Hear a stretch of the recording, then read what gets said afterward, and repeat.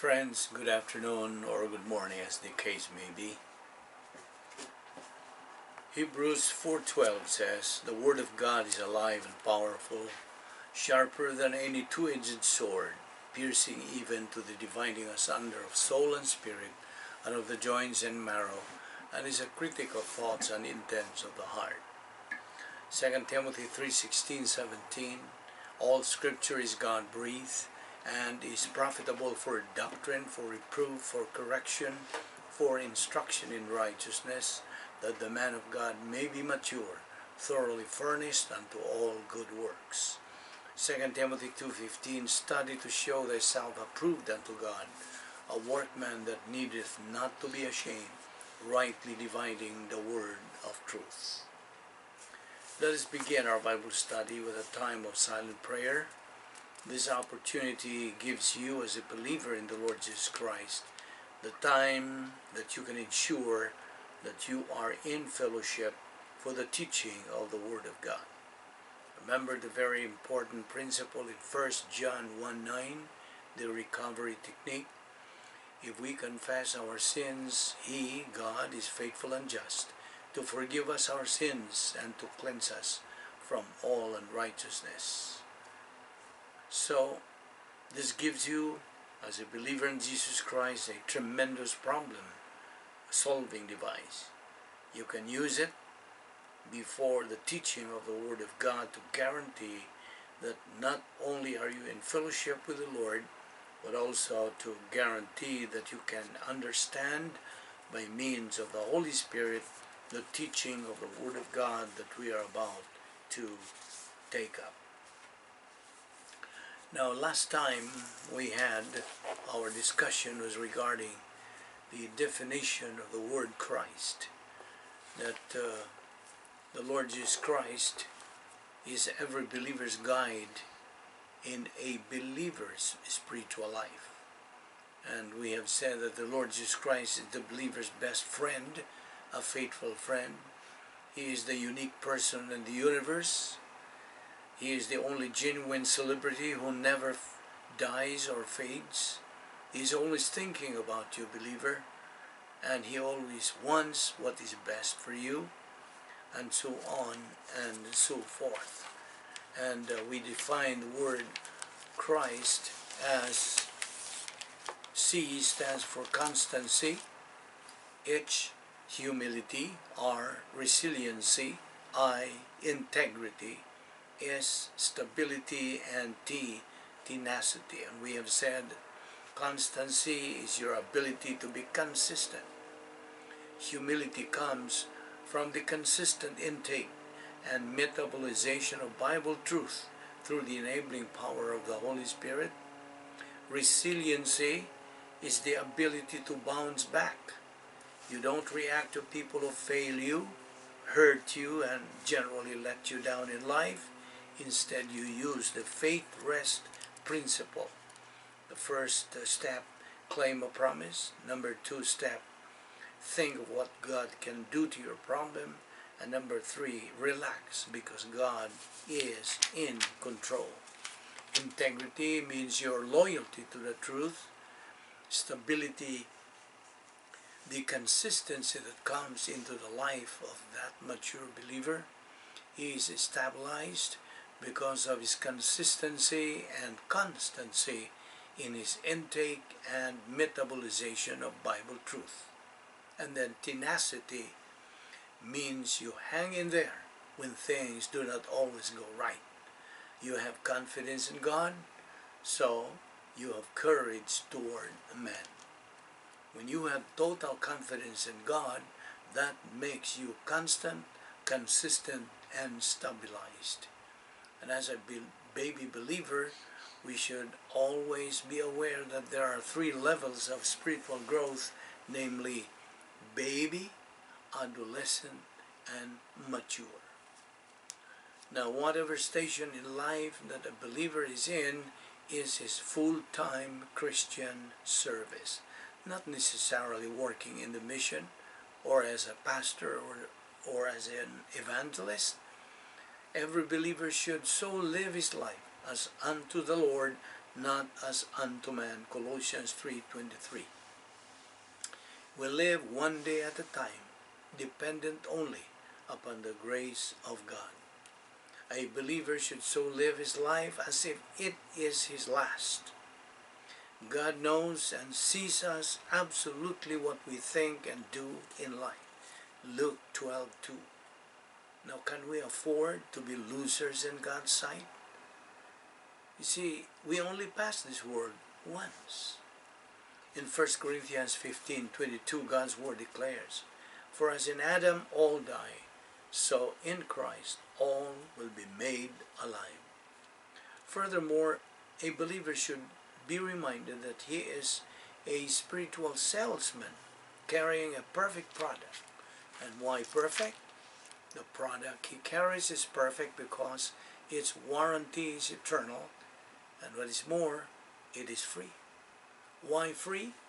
Because someone has already paid it up in full, the Lord Jesus Christ. Furthermore, every believer is a missionary. In fact, we believers owe the world the gospel, Romans 14:16. In Romans 10:14, how can they, unbelievers, call on the one they haven't believed in? And how can they believe in the one whom they haven't heard? And how can they hear without someone preaching to them? How can they preach unless they are sent? Romans 10:15. Apostle Paul declared, "Woe is me if I preach not the gospel." 1 Corinthians 9:16. God's word says, "How beautiful are the feet of those who bring good news." Romans 10:15. Faith cometh by hearing, and hearing by the word of God. Romans 10:17. Now here are some points to be emphasized to an unbeliever. Number 1, God does not wish anyone to perish. 2 Peter 3:9.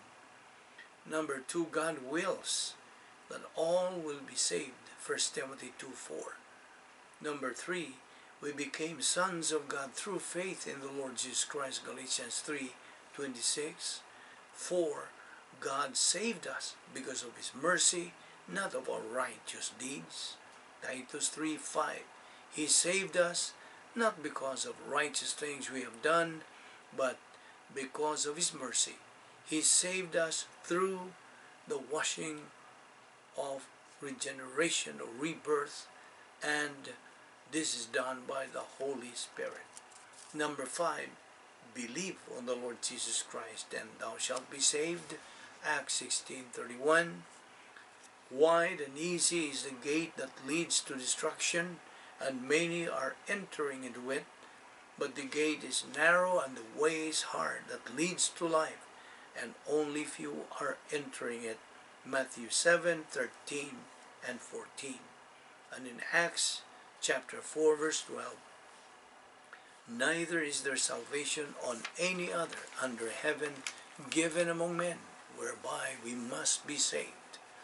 Number 7, the right to become children of God. John 1:12. He who truly seeks me shall find me. Jeremiah 29:13. He who believes in the Son has life, but he who does not believe in the Son does not have life, but the wrath of God abideth on him. John 3:36. Believing that Christ died on the cross is history, but believing that Christ died for you at the cross is salvation. We only pass this world once. We should live as if it is our last. For as in Adam all die, so in Christ all will be made alive. 1 Corinthians 15:22. Encounter with Christ, either as Savior or Judge. Attitude towards Christ determines one's future in eternity. Salvation is faith alone in Christ alone. God only needs a faith as small as a mustard seed, which later on can move mountains. Matthew 17:20, Luke 17:6. John 10:28 says, "And I give eternal life to them, and they shall never perish, and no one shall snatch them out of my hand." Romans 8:38 to 39, for I am convinced that neither death nor life, nor angels, nor principalities, nor things present, nor things to come, nor power, nor height, nor depth, nor any other created thing shall be able to separate us from the love of God which is in Christ Jesus our Lord. As a new believer, be reminded of 2 Corinthians 5:17, which declares, therefore, if any man is in Christ, he is a new creature. The old things are passed away. Behold, new things have come. Now there are two kinds of believers in this world, as we have said. Number one, great believers who profit from their failures, whom we call winner believers. And number two, believers who are buried from their failures, we call them loser believers. Great or winner believers never look back to their past failures. Example, David, Abraham, Joseph. These saints in the Old Testament, they never looked back to their past failures. Instead, they advanced. They moved forward. You see, God is perfect. His plan is perfect. Only a perfect person can produce a perfect plan. And because God is perfect, His plan is perfect. His declared will is that all should know what His plan is for them, especially for you listening to this. In what way? By studying God's Word. And why? Because His perfect plan for us is only found in the Word of God. If man doesn't know God's will because he says, no, I don't care, then God is never frustrated. In fact, God is still glorified because He is just performing His essence. Now, a believer's hero is the Lord Jesus Christ. During His earthly life, He used the same doctrine God has given you and me. God wants you to be a hero. Long before you were born, before you were knitted in your mother's womb, God got everything ready for you. He put every event, every person in place. God provides all the Bible doctrine you will need and makes it easy for you to get doctrine. Remember the principle, learn and live, or live and learn. Everything in God's plan for you is perfect. He cannot forget anything. He cannot make a mistake. He is not sleeping. He is wide awake all the time, 24/7, 365. God is perfect. Do you want to be a hero? Can you afford to miss a single thing God has for you? Well, that's your choice. Use your volition, your free will. Here's another question for you. How well do you know the God of the Bible? It is an important question because the better we know God, the better we will know ourselves. Besides, we will also experience great joy and grow up spiritually. To learn God's holiness is to realize our own sinfulness. To learn His goodness is to know the wonder of His grace and the depth of His love for us. To see His majesty is to give Him the honor and praise of which He is worthy. The question then is, do you know God? Do you know Him better than you did a year ago? If you're a believer in Christ, your answer should be yes. The way to know God better is through the study of His Word. As you read and study God's Word with a desire to obey Him, then you will grow up spiritually. If you don't know God, the first step you should make is to establish a right relationship with Him. How? You do that by turning in faith to Jesus Christ as your Savior. Faith alone in Christ alone. The facts are clear. All of us are sinners. Romans 3:23. All have sinned and come short of the glory of God. Our sin keeps us from a right relationship with God, and we are powerless to do anything about it. Ephesians 2:8-9, we have been saved by grace through faith. This salvation is not of ourselves, it's a gift of God, not of works, lest any man should boast. Salvation is a gift that comes to us through Christ. He came to earth to die on the cross and substitute for us and paid the penalty for our sins. Now, our responsibility is to trust in Him. Receive the Lord Jesus Christ as your Savior right at this instant. If you do that, you will have taken the first and most important step in knowing God. Now, you have just stepped into the protocol plan of God, which we describe as the great adventure. The protocol plan of God is the best and the highest. It runs every person's life, and in fact, no one can escape from it. The nature of God's plan is, it is a problem identifier, a problem anticipator, problem preventer, and a problem solver. Furthermore, the protocol plan of God is described as a right thing done in a wrong way is wrong. A wrong thing done in a right way is wrong. A wrong thing done in a wrong way, the more it is wrong. Only a right thing done in a right way is right. So I repeat, the protocol plan of God revolves every individual person's life, both believers and unbelievers. In other words, the plan of God runs every person's life. No one, listen, no one can escape from it. If one wants to, then he has to get out of this planet that God has made and let him make his own planet, which is impossible to do. So, an unbeliever is free to believe, free to reject Christ as Lord and Savior, just as a believer is also free to believe or to reject the Word of God. That's the reason why God chose faith as the only kind of human perception that can appropriate salvation, and not empiricism nor rationalism. Faith as we know it is a non-meritorious human perception.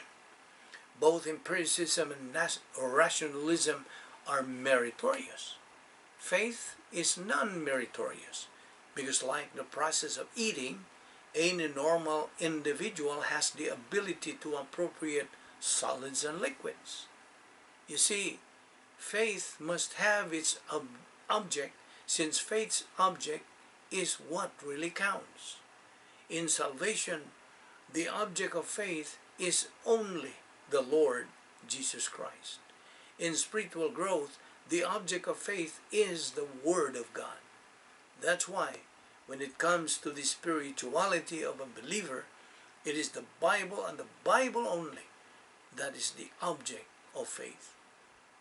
First of all, the gospel of salvation can only be learned and understood from the Bible. The Bible is the only source of the gospel. The Bible is the canon of scriptures. The canon of scriptures is a rule, a standard, a measuring rod, which is God's perfect measurement. The word canon is taken from the Greek word kanon, which is a perfect measurement. The Word of God is the content of the Bible. The Bible is the only source of learning who and what God is and who and what we are. Man does not live by bread alone, but by every word that proceedeth from the mouth of God. Matthew 4:4, Deuteronomy 8:3, Luke 4:4. And furthermore, the only source of knowing salvation, you shall know the truth, and the truth shall make you free. John 8:32. It is a lamp unto my feet and a light unto my path. Psalms 119:105. It is alive and powerful, sharper than any two-edged sword. Hebrews 4:12. It is the mind of Christ. 1 Corinthians 2:16, Philippians 2:5. It is God's love letter to man. It is a source of real happiness. Immutable and eternal, heaven and earth shall pass away, but my word will never pass away. Mark 13:31. It's where we find God's perfect assurance. He prepares a place, a home for us believers in heaven. John 14:2-3. It's the divine viewpoint.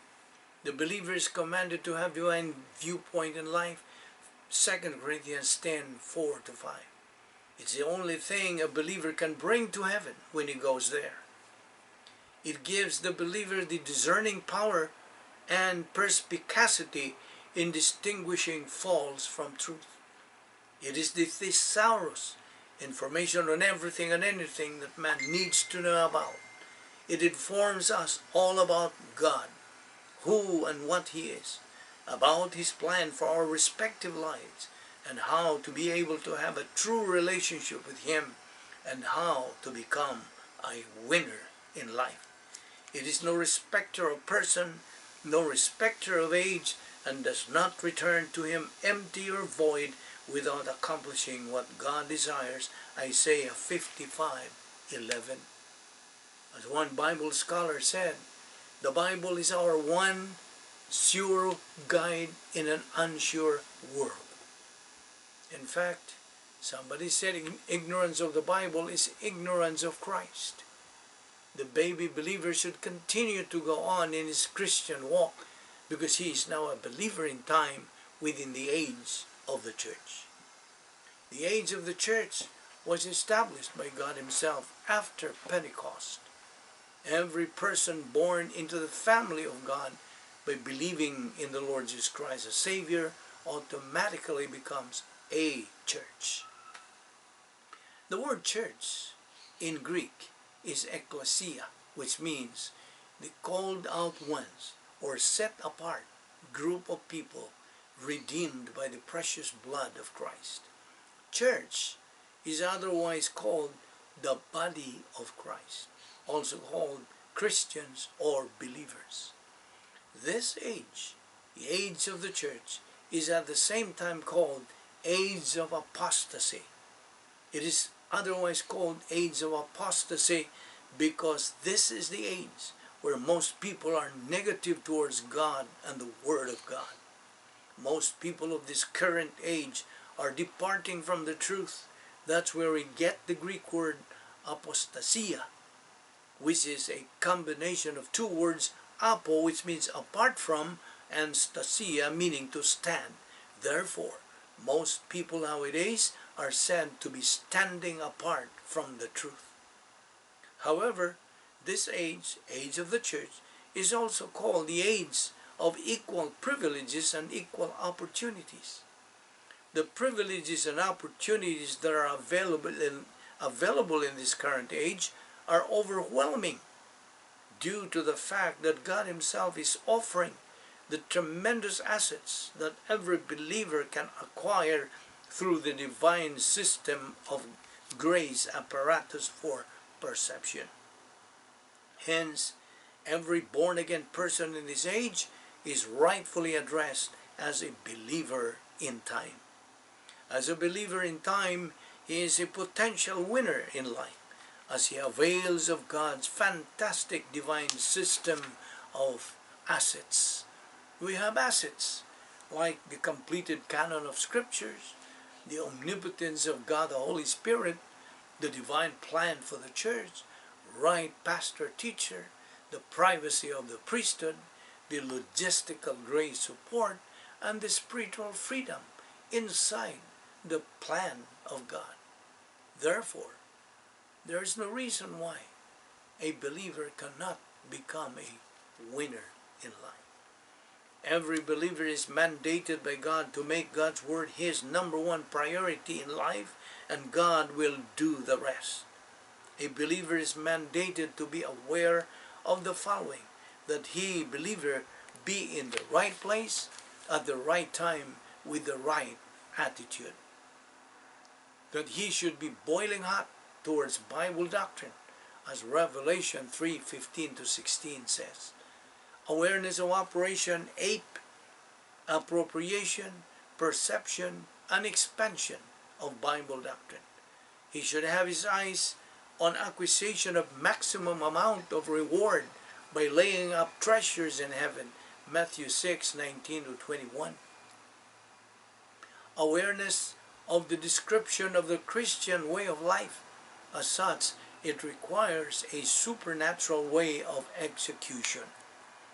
The requirements for this kind of life: you have routine, organized life, true scale of values, making good decisions from a position of strength, persistence, and perseverance.